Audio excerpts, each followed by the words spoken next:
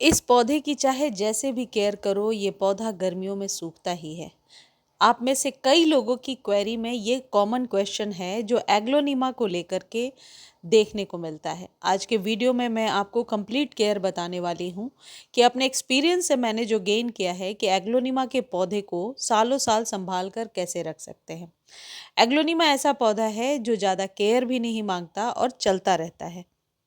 Aglaonema का पौधा पहले से आपके पास है और अब गर्मियों में पत्तियां रूखी बेजान सी हो रही हैं, तो सबसे पहली चीज़ जिसको आप ध्यान रखेंगे वो है सनलाइट।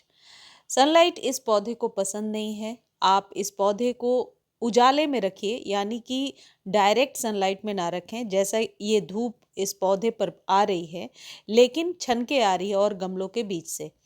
डायरेक्ट सनलाइट इस पौधे के लिए कभी भी फेवरेबल नहीं होगा।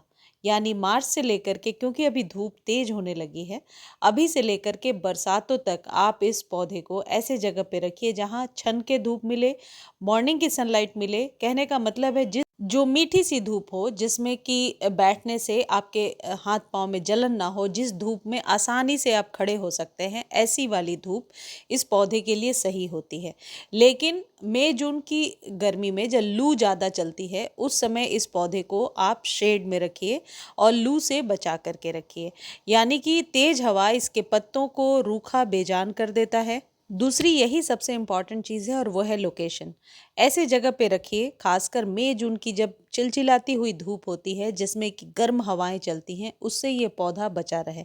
ऐसे में आज आप इस पौधे को अपने लिविंग रूम, ड्राइंग रूम में रख सकते हैं और ऐसे जगह पे रख सकते हैं जहाँ थोड़ी ठंडक हो, क्योंकि गर्म हवाएं इसके पत्तों से खूबसूरती बिल्कुल छीन लेती हैं। ऐसा आपको 1-2 महीने ही करने की ज़रूरत पड़ेगी, जब तेज धूप होती है और 45 डिग्री टेम्परेचर होता है। उसके बाद आप चाहें तो इसे खुले में रख सकते हैं, लेकिन तब बरसात का समय होगा और बरसात का पानी बहुत ज़्यादा यदि इस पौधे में जाए तो ये पौधा खराब होने लगता है। तो इसलिए ऐसी जगह पे रखेंगे जहाँ पर कि तेज हवा ना आए और बरसात का पानी ना जाए। अब अगली जो सबसे इम्पॉर्टेंट चीज़ है जिसका हमको ध्यान रखना है, और वो है वाटरिंग। पानी किस तरीके से देना है इस पौधे को। देखिए, कई बार मैंने देखा है, जैसे लिपस्टिक एग्लोनिमा वगैरह है, उसमें यदि ज़्यादा पानी चला जाए तो उस पौधे को हम लोग रिवाइव भी कर लेते हैं। और मेरे एक पौधे के साथ ऐसा हुआ था अभी, कि खासकर जो लिपस्टिक एग्लोनिमा है उसमें यदि पानी ज़्यादा चला जाए तो वो पौधा बहुत जल्दी ख़राब होने लगता है। वैसे तो एग्लोनिमास की बहुत सारी वेराइटीज़ आती हैं, लेकिन जो लिपस्टिक एग्लोनिमा होता है, उस पौधे को पानी वीक में एक बार ही देना है, कम से कम साल के 10 महीने। लेकिन बाकी सारे जो ये एग्लोनिमाज आपको दिख रहे हैं, ये थोड़े हार्डी होते हैं और इनमें पब्स भी जल्दी निकल करके आती हैं। जैसे ये एग्लोनिमा आपको दिख रहा है, पब्स से अलग करके आप इसे जल्दी से ग्रो कर सकते हैं, जैसे मैंने ये किया है। और यदि आप कटिंग से या पब से ग्रो करना चाहते हैं तो अभी स्प्रिंग के सीज़न में फरवरी, मार्च, अप्रैल तक आसानी से ग्रो कर सकते हैं। तो इस पौधे को आप जब कभी भी पानी दे रहे हैं, पत्तों को अच्छे से वॉश करते हुए पानी दीजिए। लेकिन इस बात का साथ ही साथ ध्यान रखिए कि सॉइल में पानी जमा नहीं होना चाहिए। ये पौधा यदि खराब हो गया है, जैसा ये पौधा आपको दिख रहा है, और सॉइल अच्छी बनी है और सिस्टमेटिकली आप खाद दे रहे हैं, तो अपने आप ये न्यू शूट्स को निकालता जाता है। और बचाने का तरीका ये है कि जब आपको लगता है बहुत ज़्यादा पानी जा चुका है, तो किसी ऐसे जगह पे रखिए जहाँ बार बार आप सभी पौधों को पानी देने के दौरान इसमें भी पानी ना डाल दें। मेरे साथ यही हो रहा था, मैं बालकनी में जब सभी पौधों को पानी दे रही थी, इसमें भी पानी चला जा रहा था। तो ऐसे में आप इस पौधे को ऐसे जगह पे रखें जहाँ ऐसे प्लांट्स आपने रख रखे हैं जहाँ जिनको कम पानी की ज़रूरत है। मैंने अपने एक्सपीरियंस में ये देखा है कि वो पौधे जो वाटर टॉलरेंट हैं, ड्राउट टॉलरेंट हैं, उन्हें आप हमेशा एक साइड रखिए। अदरवाइज़ पानी डालने के दौरान, या आपके यहाँ माली भी केयर करने आते हैं, तो सभी पौधों में एक साथ पानी चला जाता है। तो स्नैक प्लांट हो गया, जीजी प्लांट है या एग्लोनिमा है, या ऐसे जितने भी पौधे हैं, उनको हमेशा एक साइड में रखिए। अगला जो इम्पोर्टेंट पॉइंट है जो आप ध्यान रखेंगे, कि पौधे को यदि आप रीपॉट करना चाहते हैं या सॉइल को चेंज करना चाहते हैं, तो अभी फरवरी से लेकर अप्रैल तक आप कभी भी कर सकते हैं। यदि आपका पौधा घना नहीं हो रहा, कई लोग लिख रहे थे कि मार्केट से, नर्सरी से जो हम लेकर आए थे, एक ही डंडी है, एक ही लीफ है, नई पत्तियां नहीं निकल रही हैं, तो कई बार ऐसा भी होता है कि रूट बाउंड हो जाता है, पौधे की जो सॉइल है वो नीचे से बहुत बाउंड हो जाती है और उसकी जड़ें खुल नहीं पाती हैं। तो जो कुछ भी आप खाद पानी देते हैं वो पौधा ले नहीं पाता है। ऐसे में आप पौधे को साल में एक बार इसी वक्त स्प्रिंग के सीज़न में ज़रूर आप रिपॉट कीजिए।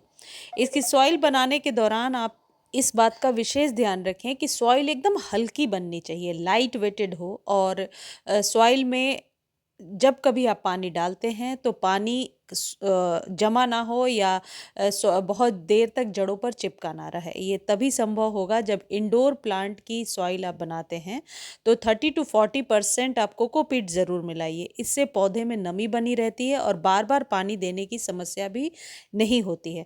बाकी के रेशियो में आप कंपोस्ट, कोई भी प्रकार के कंपोस्ट को ले सकते हैं। लीफ कंपोस्ट वैसे तो बेस्ट होता है।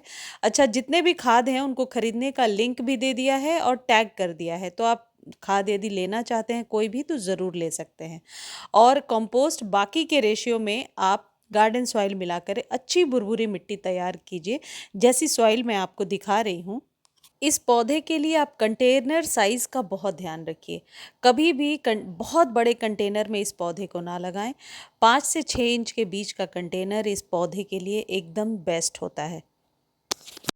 अब बात करते हैं कि खाद कौन सी देनी है। देखिए, इस पौधे को वैसे तो बार बार खाद देने की ज़रूरत नहीं होती है। 3 महीने में एक बार भी यदि आप फर्टिलाइज़ करते हैं तो ये बहुत अच्छे से चलता जाता है। लेकिन इस बात का ध्यान रखिए, ओवर फर्टिलाइज़ करने से इसकी पत्तियां और इसकी स्टेम गलने लगती है।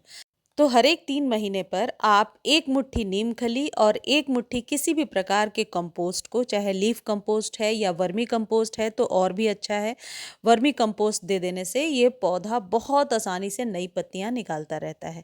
यदि कई बार मैंने देखा है कि दोबारा भी पत्तियां लेना इसमें बहुत आसान हो जाता है यदि प्रॉपर वे में आप खाद देते हैं। माली के यहाँ भी यही नुस्खा अपनाते हैं। माली लोग भी नीम खली और किसी भी प्रकार के कंपोस्ट को इसमें 3 महीने पर एक बार डालते हैं। ये पौधा ज़्यादा कोई रख रखाव नहीं, आप कह सकते हो कि नहीं मांगता है। बस कोई भी चीज़ ओवर करने से इस पौधे के लिए बचना चाहिए। मुझे उम्मीद है वीडियो अच्छी लगी होगी।